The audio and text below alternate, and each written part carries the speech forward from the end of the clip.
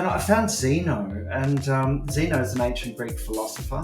He has four virtues. I thought, gosh, that's a nice looking word, and it sort of points towards zero, and it points towards alcohol, no alcohol, but in a very subtle way. And we want to be subtle because we don't want our bottles screaming zeros and alcohol free and stuff, because we find that is stigmatizing if you're looking at a more sophisticated level. And the four virtues really grabbed us, which. Before we get started, just a really quick question. Have you checked out the awesome free stuff available at lownodrinkermagazine.com/free gifts? Well, you should. Hi, Low No Nation, and welcome to this week's conversation on the Low No Drinker podcast, bringing you closer to the people, places, and brands leading the low, no, and light alcohol revolution. Today, I'm excited to be joined by the lovely Mr. David Hodgson. David is the founder and CEO of ZENO alcohol-liberated wines, a range of organic, handcrafted wines that are made, and I quote, for wine enthusiasts when they choose to abstain. And there is a lot in that statement that rings true for so many people here in Low No Nation, because I know that a lot of you might not be teetotal, you might not be sober or in recovery, you're just choosing to drink less on occasion for whatever reason, for whatever length of time. And that is absolutely perfect.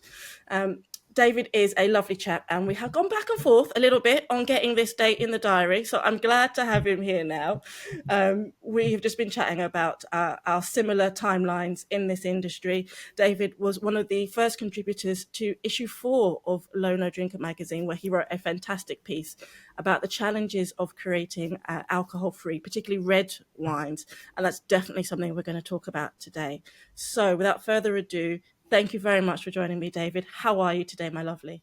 I'm terrific, thanks, Denise. It's great to see you at last. Yes, we made it. And very happy to be here. As you said, we were you've got a big anniversary coming up, 2 years, and Zeno turned 2 last December. So remember those early months, and my gosh, in 2 years, it's amazing how our sector has changed and what we're all doing has changed. So it's phenomenal. It's phenomenal. The growth in Low and No is just huge, and it doesn't show any signs of slowing down. And yours is one of those brands that is at the forefront of that. That's very kind of you to say. No, you are. No, You are. that's you're bloody everywhere. You're right. The growth is great, and with now that we're getting the robust data and the research from IWSR and CAM and the other research organisations, it is very exciting, and the forecasts keep going up and up, which is a great sign.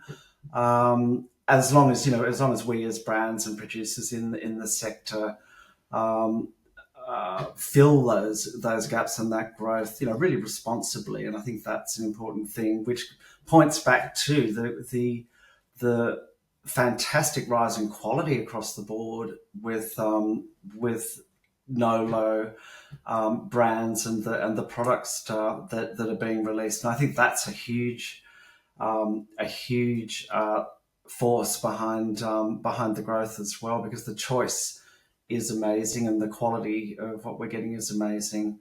With wine, actually, this is where I was deciding to come into alcohol-free wine, just noticing that the brewers and the beers, they're starting to. This is sort of over 5 years ago when I started the research.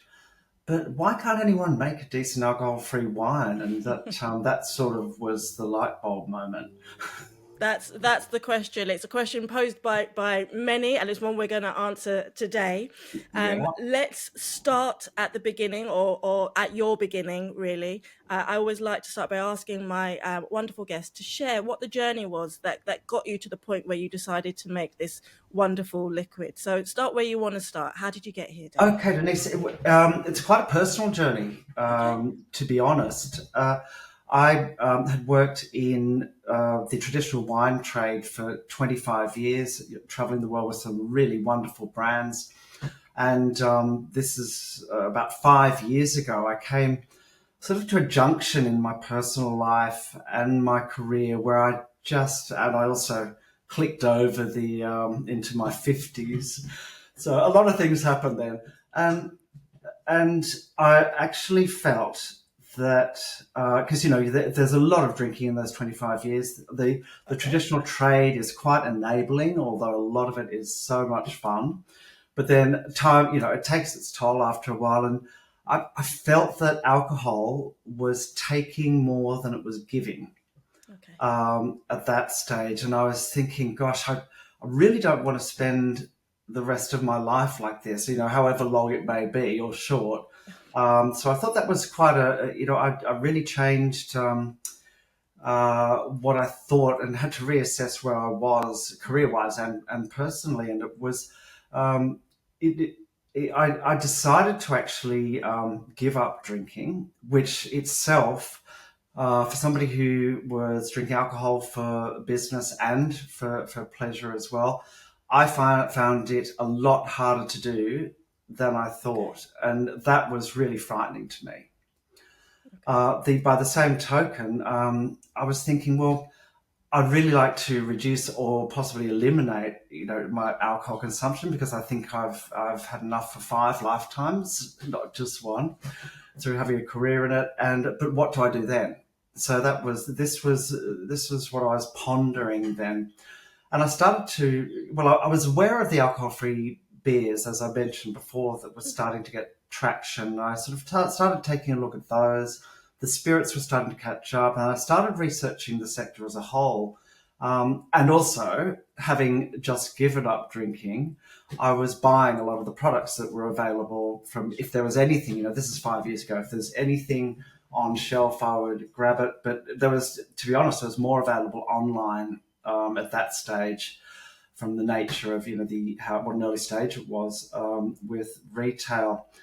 And boy, the first 12 months was dire. I could not find anything that would give me anywhere near just it's the ritual and the experience, of the wine experience, the flavors of wine and the feel of it. And I tried so many different things. I really forced myself to like some of these spirits. That were early movers as well. And I really, when I was honest with myself, I thought, no, they're really not cutting it for me. But, this is a really early stage of 5 years ago. So I persevered. But what it was telling me was I couldn't see where wine was in this area. There are a few brands that were making de-alcoholized wines, and some of them were okay. What I tended to do was to blend the ones that I bought online and come up with something that was a little bit more like my style. And I played around with a few botanical distillations, which people actually use now in some of the wine-like products, and just started experimenting. At the same time, kept researching, and this is interesting too, because I'd given up drinking to go on and be really authentic with the ZENO project, but I was still doing some work in the traditional wine trade. So over to Helsinki to a trade show representing my traditional wines, and I crossed paths with Will Willis, who is our commercial director and co-founder of ZENO, and he's a great guy. He and I hit it off. And I showed him the research I'd done to that stage, and he liked the look of it, because he was working for Frexino before, and did a lot of work with them in commercial, but also in their wines and product development as well. And he'd done some work on their Freshnet Zero. So he sort of had his grounding on, on the technicalities of making alcohol free. So that was great. So then there were 2 of us on the research project. Cut a long story short, we were joined by a very prominent master of wine at our research and development stage. And but it was 3 years later before we released our first commercial wines, and that was in December 22. So that's how long it took, and we didn't really quite expect it to be that long, but it was worth the wait.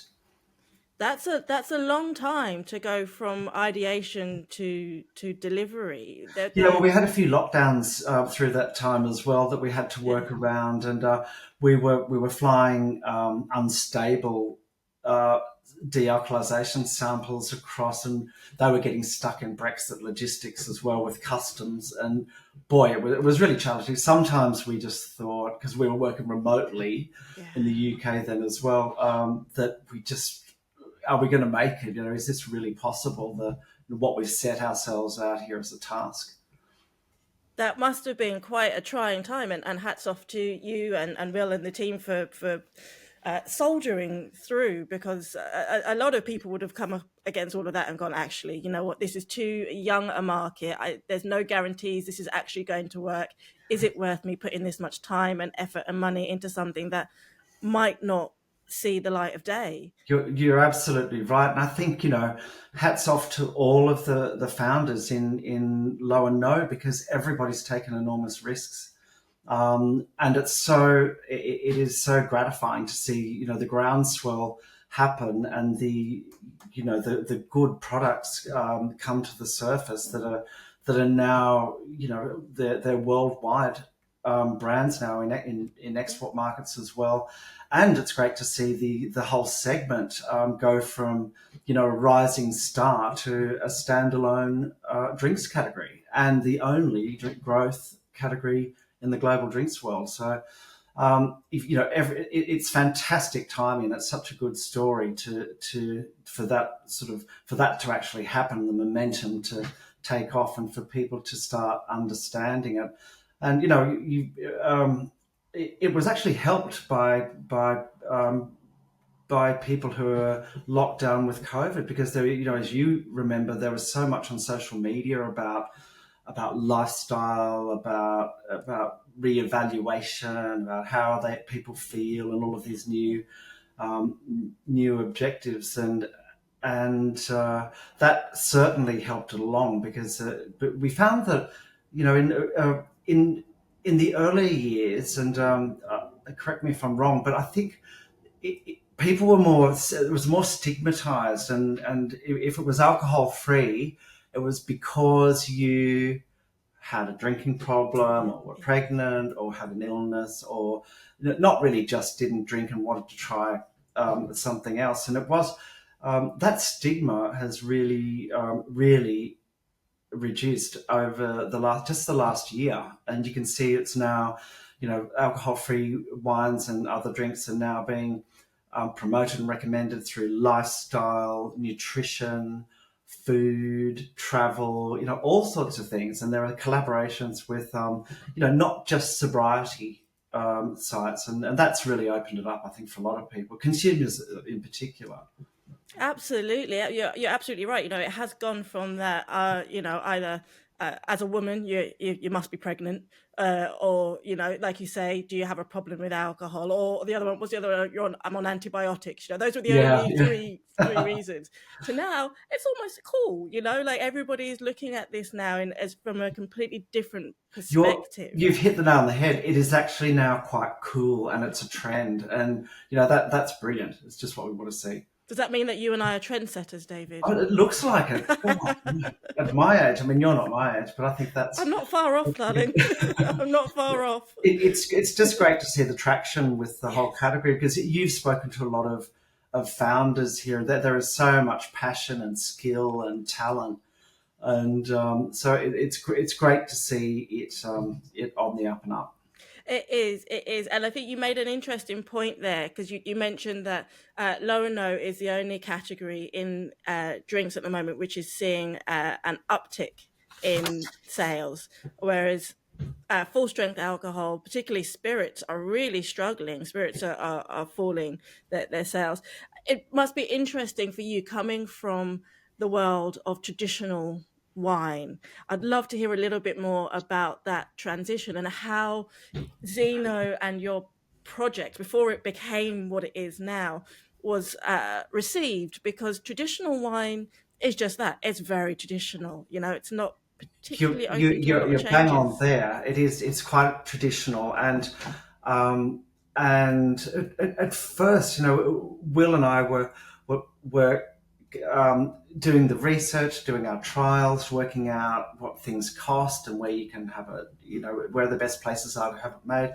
And when we discuss it with fellows in the traditional wine trade, uh, they would so often say, well, that's impossible to get to what you want. Because we were saying we didn't want to use sugar to give we think that sugar just fills in the gaps in the palate for wines and other low and no products. And we were adamant we didn't want to use sugar. When you give yourself that challenge, you've got a real winemaking and cellar challenge there, because as you know, without alcohol, there's no framework for the aroma and flavor molecules to hang from and get the lift out of the glass for the aromatics. So we had to find something that could replace that, and hence taking 3 years to get there. One of the fantastic developments we had was that we started working with our partner winery, which is in Castilla-La Mancha, Spain. It's a fantastic place, and it was our choice of wine growing and making area because of the centuries of tradition in the area, there in Spain. They also are leaders in the EU with sustainability, harnessing wind power, solar energy, water reticulation and conservation, and the upcycling of organic material back to the vineyards. So we thought that's great because any new brand has to have a sustainability charter these days.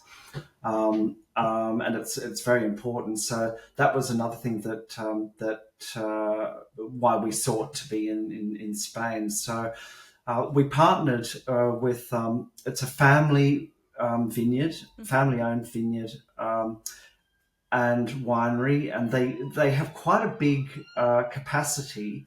But we're really pleased because being a family, we have that kind of relationship with them, and they're really engaged with what we're doing at ZENO, and just working year on year, bottling on bottling, increasing the sophistication in our wines, reducing residual sugar, which we've just done again for the latest bottling, and getting working from the vineyard with viticulture and getting the grapes balanced correctly for the best result through the dealcoholization process, which is really important, and then to the finished wine. So our team works on every step of that. There's nothing that's contracted out. We work very closely with BevZero, who are the world's leading dealcoholization technology, and when the stars align, the winery is in Villarrobledo in Castilla-La Mancha. BevZero are only 1 hour by road away, which is terrific. So we're we're all there in that triangle, and our teams, us, the ZENO team, the winery team, and the BevZero team work really closely together. So we've got a really good platform for research and development and continuous improvement of our products. Sounds fantastic. It sounds wonderful, and also somewhere that I'd like to come and visit. So I'll have to pop out and see you. It's a fantastic area. There's a lot going on there, and there's an amazing ecosystem of course there's this biodiversity. There's all of the sustainability that I talked about. There's a lot of local produce of the cured meats, the manchego cheese. And we know how well all of those go with wine. And we modelled our styles on their suitability with those local foods, grilled meats and cheeses and stuff. Amazing. Well, let's stick with that then, and tell me about the range, because those who are watching on YouTube will be able to see behind me. I have a selection of beautiful bottles. I know that, as I said, you've been going for a couple of years now. You've gone through a couple of iterations. You started with your initial offerings. You've added more into the mix. So take me through the ZENO range, and then I'd love to talk a bit more about that production process. Okay. Well, you're right, because you've known us from the beginning. And we started with a white, a red, and a white sparkling, but because they're the most popular of three wines. If you were going to make three, to make. Very importantly too is our varietals that we use, because we're using the native local varietals, because we wanted, if we're giving the winemaking team the challenge of making sophisticated alcohol-free wines, so working with dealcoholization as well, we didn't want to introduce too many or any new varietals to work with. We wanted to work with what this winery and family are renowned for doing, and they know inside out from generations of winemaking, viticulture, and research. So it's no surprise that we started with the Viura varietal for our still white. Yeah. A very nice and typical. That's it. Oh, yes. And we've had a labelling change, which you've probably noticed as well. Yes. The new labels we just released at the beginning of this year, in line with the new 2023 vintage. So that's really exciting. We started this year with new vintages, new presentation, and that's really good. We've got branded capsules now, which we're very proud of. You know, when you've started so small and all, you know, we've self-funded the whole way. These developments are really touching for us as we take these next steps. But back to the wines. Our red is a Tempranillo Cabernet blend, about 80-20%, and the area is renowned for that kind of blend. Good, that's very good to see. Beautiful glassy, and that lovely deep red colour. You know, you pour it into a nice bowl glass. Yes, please join me. The colour's fantastic. I'm going to have a glass of our white, the Viura, as we go. Now, the Viura has if it's not stylistically, Viura is quite aromatic, more on the dry side, and we're especially more on the dry side because we have very low residual sugar. Mm-hmm. But it's on the Sauvignon Blanc, Chenin, young, zesty, zippy, quite high acidity in that spectrum. Now we go to the red, yes, where the Tempranillo Cabernet has really lovely spicy character. So we're looking at red berries, spice, some green pepper in there as well, cherries. If you smell that one, which is the latest vintage, the new release that you have, you should be able to get some cherries and spice on there. Yeah, it's in there. It wasn't bottled that long ago, so it does open up more like the previous vintage did, and that's another great thing. Working from vintage to vintage, when we bottle our next bottling, we put all the experience we've learnt from the previous one into practice, and that's been really interesting. So we keep moving ahead in the level of sophistication that we're seeking. Now onto the sparkling. Our first sparkling is using Macabeo varietal, which is a relative. You are so on cue. Which is a relative of the Viura that we use in the dry white and in the still white. And the difference is that the Viura in the still white is a riper style. It's got more tropical fruit characters, and more stone fruit characters, and more elderflower.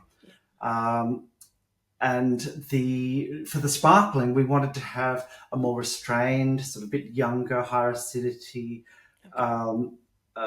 Macabeo, which is similar, the same grape variety really, from up on the slopes in the vineyards that actually didn't ripen as quickly as the vines for the still.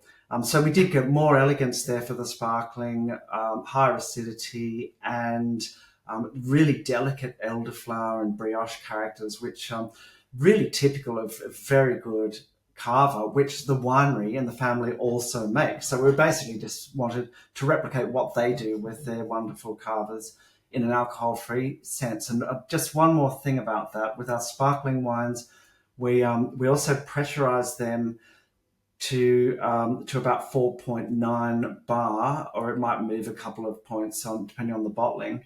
And that's really important because we wanted to get that luxury sparkling, traditional champagne sort of style mousse and bead, which we have. If you pour it into a good glass, it's got that really delicate bead and mousse, and that's how we achieve that. Now we've grown to 5, so we've added our 2 pinks. So we have our still rosé, which very interestingly is made from Bobal, which is a grape variety that I think has probably been overlooked a bit in the past few years. Mm-hmm. But we think it's going to become back into fashion because what it does for rosé is amazing, with a really nice crunchy raspberry characters, some white peach, very nice classic rosé characters. And for the sparkling, Macabeo again, which is the Carver base, and we've blended just a few percentage, about 3% of Garnacha, which is Grenache, to give it that nice savoury character. So we're really happy with them. One thing you'll notice is that the 2 pinks are still the previous label, which we're just moving on from. And they will be coming as we go through this quarter of 2025, because you tend to bottle pinks. Pinks of rosé, they tend to be released with nice freshness for spring and summer. So they will be coming, and they look fantastic with the new packaging as well. Amazing. I do. Yeah. I mean, the labeling was lovely before, but it's also lovely again now. And it's what's nice is seeing that the progression. Thanks. that you've started with something that you were obviously rightly very proud of, and I like what you said before about moving on to the next generation of bottling. You're taking what you've learned and you're improving on that all the time, because obviously I am not a wine maker, but from the people that I speak to and from the processes that I understand, there's so much R&D that needs to go into making these non-alc wines, and to producing each year something that can stand up on its own, because would we do it again? Would you do it again? I don't know. I've loved doing it. We have whoever's involved, the whole team has loved doing it, and we've also been really frustrated and hated it at times. Because it is such a tricky thing. Wine is difficult out of all of the beverages. That's why wine was sort of more sluggish in getting into the market. It's also why we got an early perception of alcohol-free wine as being really sweet. And you will see at consumer tastings that people say, you'd say, would you like to taste an alcohol-free wine? And they'll automatically say, oh, it just tastes like sweet grape juice. Yeah. Well, we're changing that. And we want to get as many sips to lips as we can, because once they taste them, they say, oh my God, that's really alcohol free. Yeah. And that's what we want. But there was, those first couple of years where there was a lot of sugar around, and unfortunately it tainted people's first impressions. So we're working to change that. And I think across the board, the quality levels are rising. So it's very good for all of the producers to be, putting all of this work in. We want to stay ahead with ZENO, so we have ongoing research and development with our winemakers and with the viticulturists.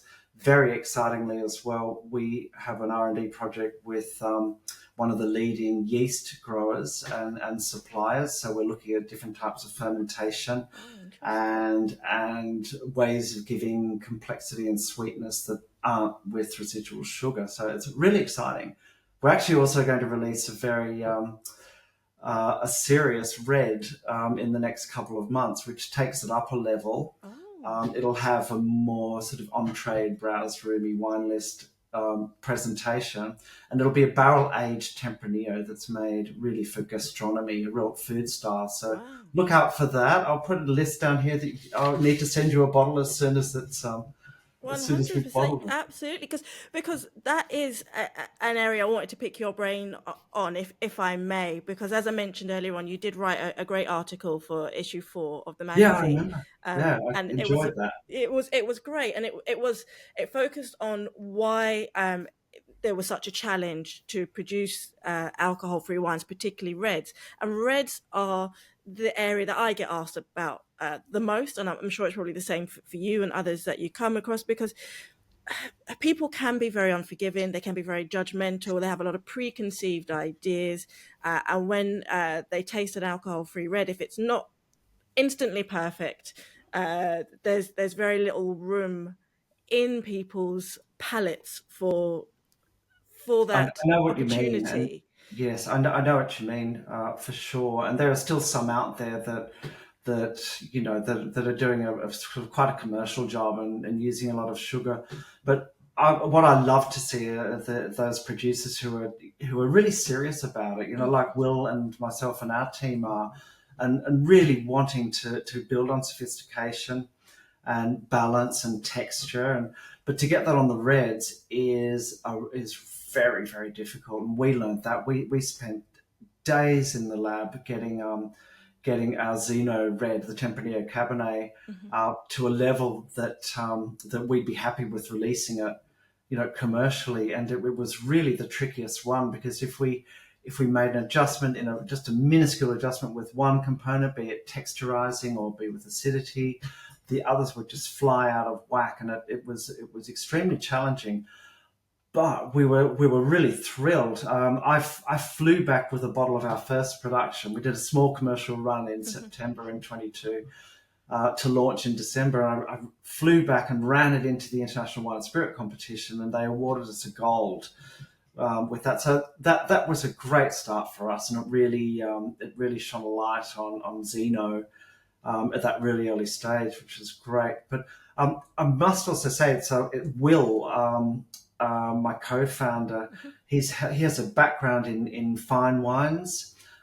He has a fantastic palate and really good technical knowledge. And as a team, when we're in the winery, in the laboratory, doing our finessing and blending after we've got the base wines back from de-alcoholization, we put a lot into that, and there's a wealth of experience with our little team. Our winemaker gets very excited when we hit the right spot, which I was about to say sweet spot, but it's certainly not that with us. Yes. So no, it's really rewarding. A lot of work to get them right, which is why I think you haven't seen a lot of them doing it right in mass market, because it's a huge investment in time and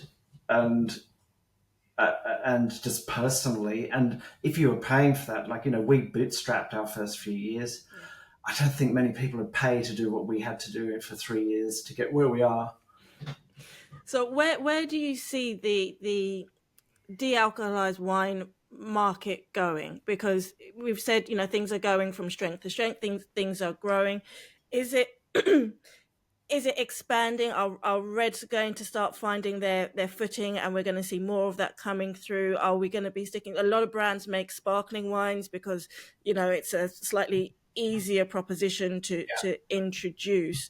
What do you think we could expect to see in the alcohol-free wine market in the next few years? Fingers crossed it all goes well, but there'll be growth overall for everybody in the space. At the moment, all the founders are all quite friendly. There's plenty of room for everybody, and that should go for some time, because we've got a lot of markets to fill. We're still only about 2% of the overall volume in beverages, so there is a lot to gain. And we're seeing alcohol consumption globally declining. As wellness and the information out there about how it affects health and your productivity and everything becomes more widespread and understood. And regarding styles, that's really interesting, because we're pretty even with our 5 where they're going, but I think sparklings are really popular with alcohol-free, because, as you said, they are a little easier to make, because the carbonation is It helps, yeah. It can be a bit forgiving at times, and it can also really lift those innate characters in your wine. If you're looking at the UK, we started in our first year. We were really focused on the off trade and retail, and we're very lucky that we got a listing with Waitrose, because that was brilliant for us. Prestige grocer, and we wanted to still have the brand credentials of ZENO, but still want to be able to get into the other sectors as well. Because sometimes the on-trade will be a little nervous or apprehensive about brands that are national distributed and grocers, etc. But not so much with alcohol-free because it's such a small segment. But we're now working more in the on-trade now that we're into this year, which is terrific. And we've teamed up with Core Drinks, who have a fantastic portfolio of alcohol-free spirits, botanical distillations, us, When Other Wines, and brilliant sparkling teas, as you probably know. So that's great. The Core team and us will be moving, growing the regional wholesale and on-trade distribution in the UK, and we also have a project with Fuller's Pub Group at the moment where we are doing promotions through their outlets, through the whole estate, with ZENO red and white, and then looking at sparkling and other things down the track. But it's getting the operations, the pubs engaged with alcohol-free, getting them confident in selling it and being able to present it as in, would you like a wine with or without alcohol, which we're getting to in the on-trade. It's really exciting.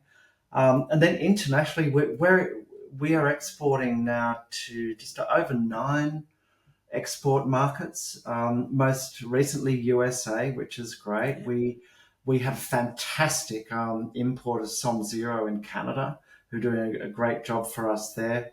The Nordics, we have distribution in all of the Nordics, and I just would highlight Finland because the 3 ZENO wines have since December a national listing with the Alko Finland monopoly, which is brilliant. And the Finns are loving them, and also Alko has a very progressive health and wellness charter as a company. So it's great to see alcohol-free wines really getting traction there.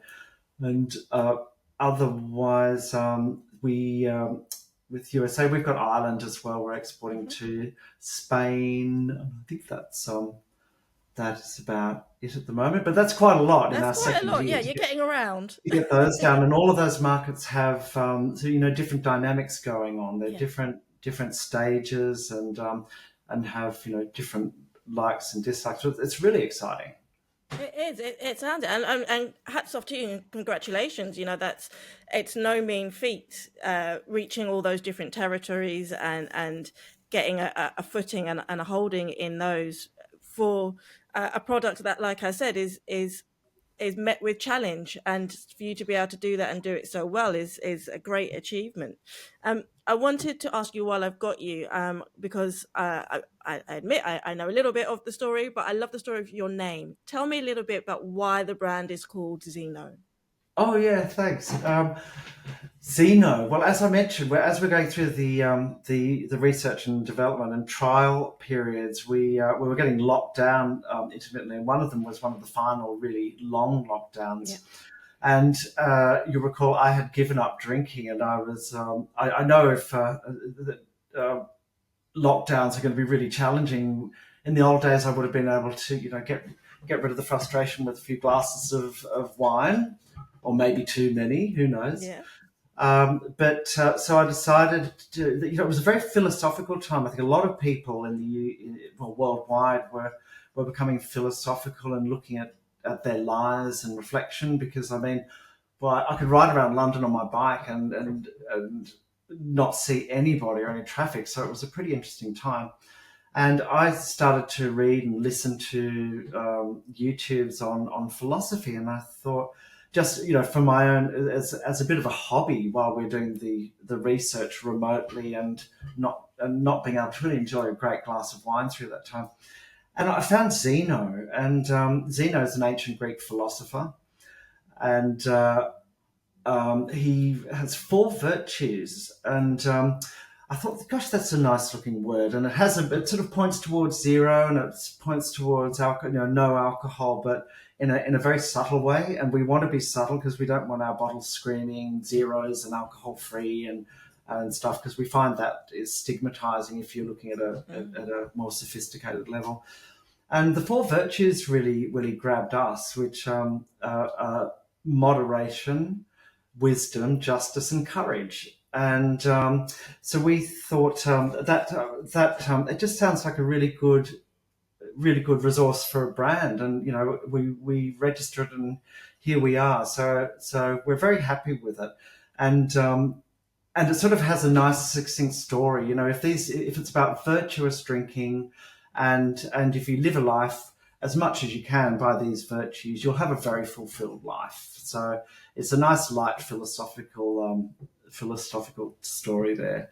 I do. I love that story. I wanted you to share it because I think it really embodies a lot of what I personally believe about this space. I've said to you before, before we press record, that this isn't a sobriety or recovery podcast. A lot of people that I come into contact with, or who are part of Low No Nation, are moderating or are just cutting And down. as you said, it's fashionable. There are people who are drinking, their favorite traditional wines on the weekend, or if they're driving or whatever the occasion. But you've got the choice now to have a great glass of wine when you're not drinking alcohol. And it was that compromise level that I wanted to narrow, because I'd be out in my early days of not drinking, and I'd order whatever the alcohol-free, God forbid, a mocktail or something like that, because I hate the word, and they're used so often full of sugar. And I'd be so disappointed and go like, is it really worth it? Maybe I will just have water. But that sort of gave me a lot of incentive. A little bit of this is selfish, I must admit, because I didn't want to give up drinking without being able to have a great glass of wine. So that is a huge incentive for me, and we seem to be on the right track. The other thing about ZENO that I'll say is that he has some sayings as well, which actually are very important to us. Our tagline for the brand is "Happiness is a good flow of life," which is a ZENO quote, which comes from his teachings on living a virtuous life. So it all wraps together really nicely. But there's another one that became our mantra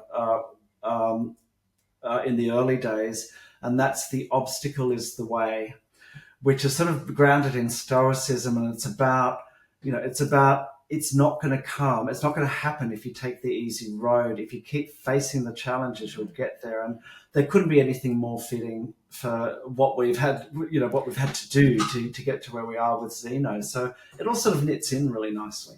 It's such a wonderful brand story. I absolutely adore that. And I really appreciate that, Denise. Thanks. Yeah, no, and that last phrase as well, the obstacle is the way. I think that's something that so many people, if we could just embrace that a little bit more, and don't run away from, or don't hide from, or don't avoid the thing that is causing the challenge, and embrace it and find your way through it. I think that's you're hitting it on the head, and it's in many ways. It's about getting ahead. It's about breaking new ground. Yeah. It can be about just making that change where, okay, somebody who maybe consumes a bit more alcoholic wine or whatever drink than they would like to be consuming, can just sort of ratchet that back, and it may be a bit of an obstacle at first, but the testimonials are out there on social media, how people are feeling and working so much better just by making the adjustments. We're not talking about sobriety and giving up drinking totally, although I'm a result of that. I've never felt better since I did. But yes, it's about tackling those obstacles that you're able to, and just becoming a better, happier person.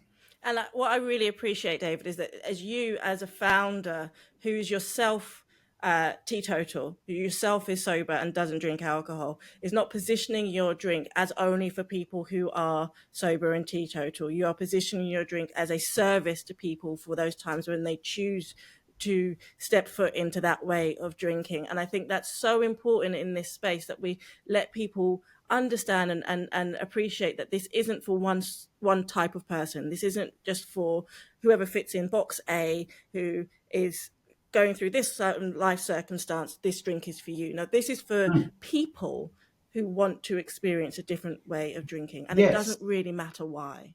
yes, and there are more and more of those people people coming out now and actually taking the plunge. And as I said, we wanted to narrow the compromise Yeah. gap, so you can just go from the traditional wine list to the alcohol-free wine list and still have a fantastic experience.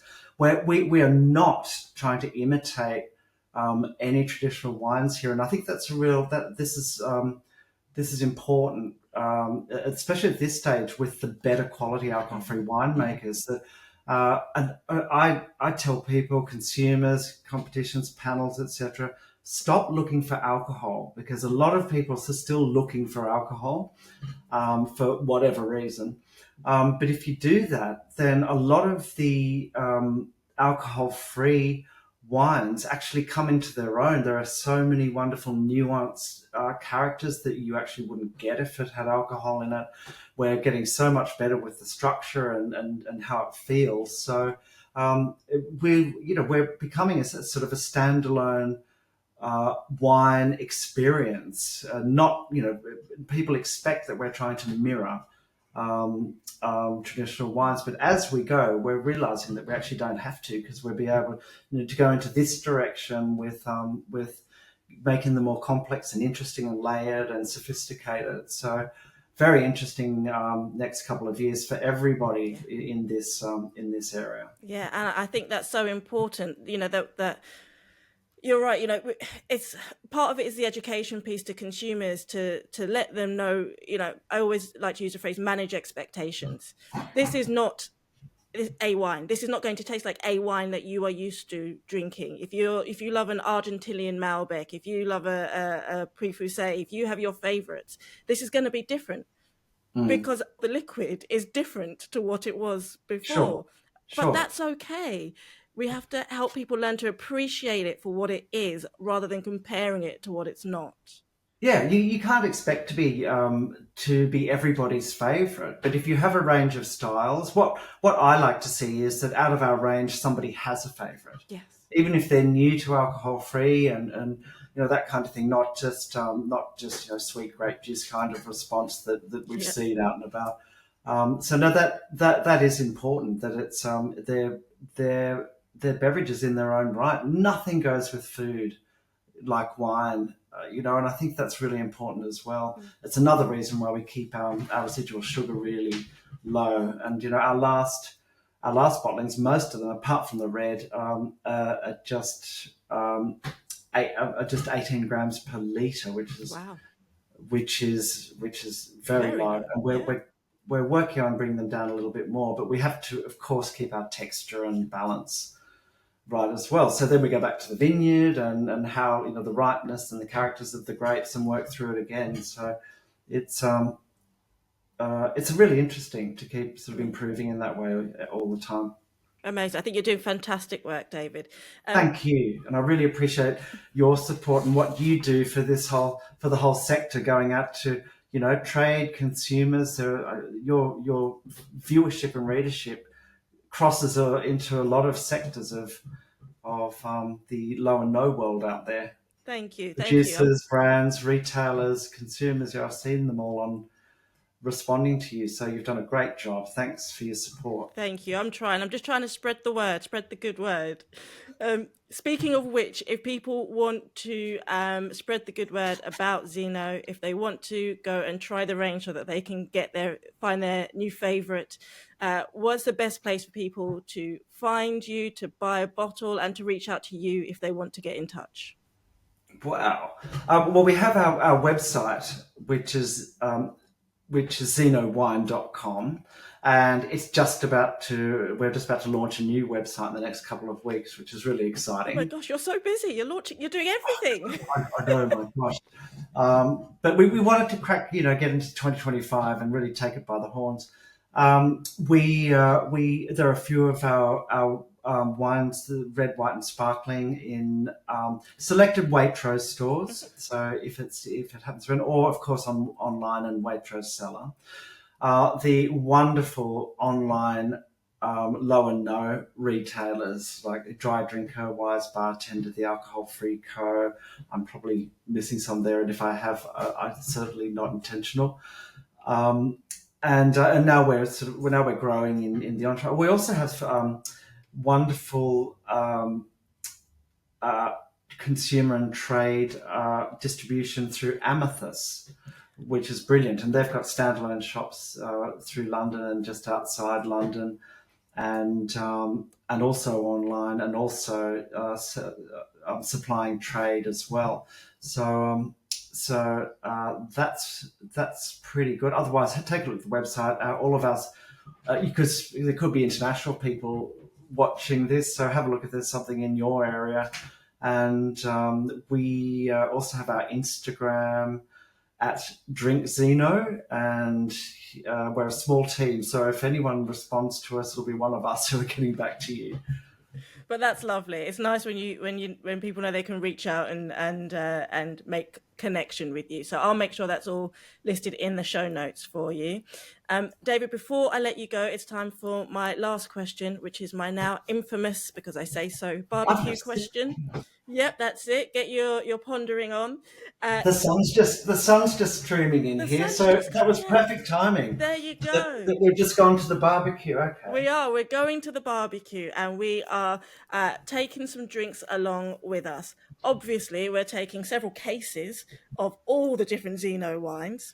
But other than that, when you are off to a barbecue in this kind of situation, what else do you like to enjoy in the low-no space? I love looking at all of what's available out there, and if you just look onto that shelf, you'll see a lot of the low and no brands there that I love. Besides the wines, which are coming along really well, I love a lot of the botanical distillations, and particularly the bitter aperitif styles. And I drink them a lot. But you've said barbecue, and I was born and raised in Australia. And if we're having a barbie on a hot day in Australia, it's got to be beer. Okay. And mine would be a Lucky Saint IPA. Nice. Great choice. Great choice.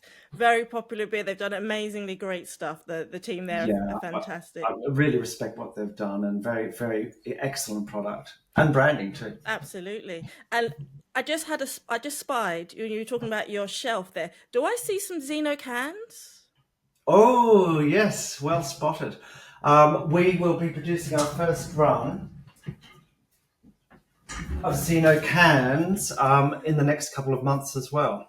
Oh my goodness! So We've had some export markets request them, and on the back of that, we've showed them to UK as well, and we've got certainly enough interest to proceed.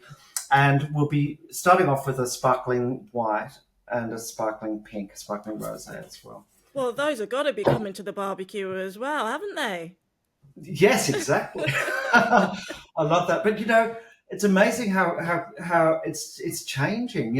I remember the days when screw caps, people were saying it'll never take on. People never accept screw caps on wine.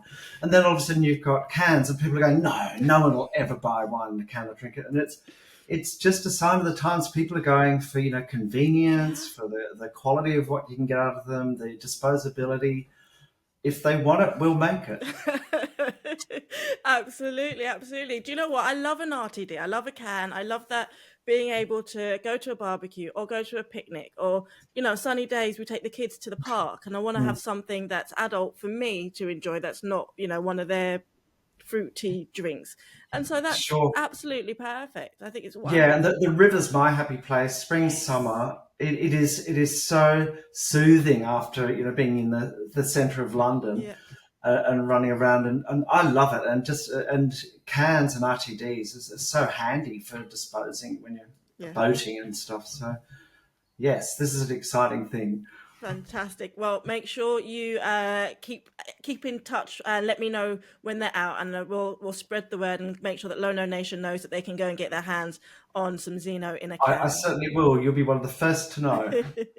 David, thank you so much for joining me today. It's been a pleasure talking to you and learning more about the ZENO journey. And I'm really excited for what you guys are doing and for what's to come. Cheers. Well, I appreciate that too, Denise. Thanks very much, and well done, Low No Drinker. Thank you.